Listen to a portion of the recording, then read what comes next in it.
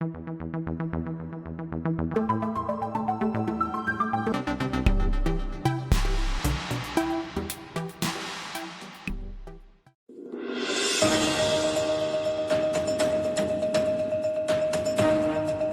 Pentagon has claimed it significantly overestimated the value of weapons sent to Kiev.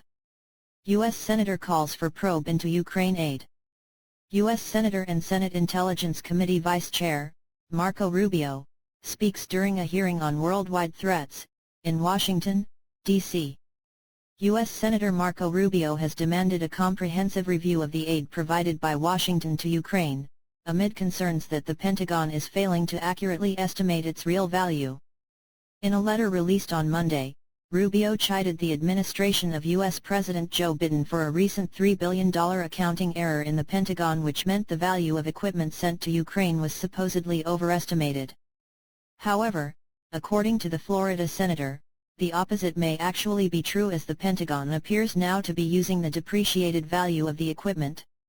To rectify the issue, Rubio has requested that the Government Accountability Office conduct a full review of all equipment provided to Ukraine since the start of the conflict with Russia more than 1 year ago.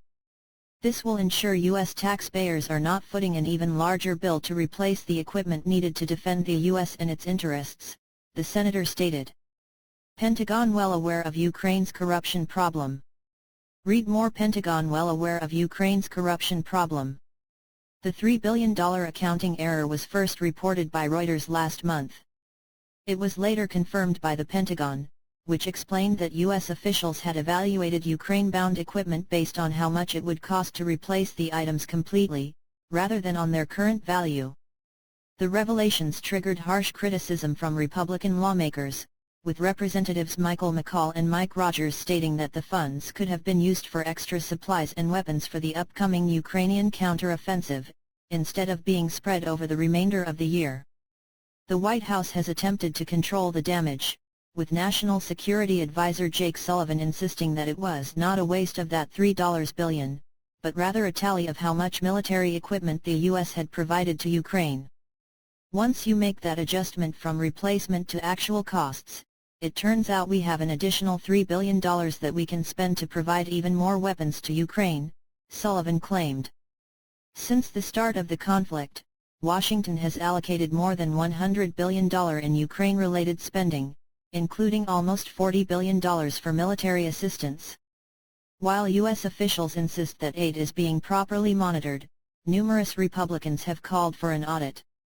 Representative Marjorie Taylor Greene, one of the main proponents of a review, argued that American citizens have no idea where all this money is going.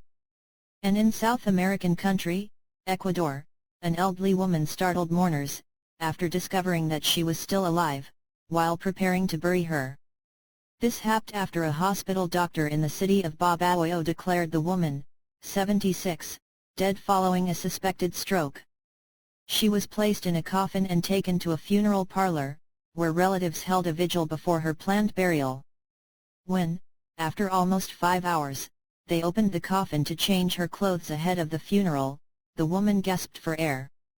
He said death certificate had even been issued, stating that she had succumbed after suffering cardiopulmonary arrest after suffering a stroke. The woman, Bella Montoya, is not the only person to come alive after being officially declared dead. In February, an 82-year-old woman was found to be breathing while lying in a funeral home in New York State. She had been pronounced dead 3 hours earlier at a nursing home. Dr. Stephen Hughes, a senior lecturer in medicine at Anglia Ruskin University's School of Medicine in Chelmsford, says such cases are very uncommon, but he points out that death is a process, and it is prudent for health personnel to perform examination keenly before declaring death. Ecuador's health ministry has set up a committee to investigate the incident.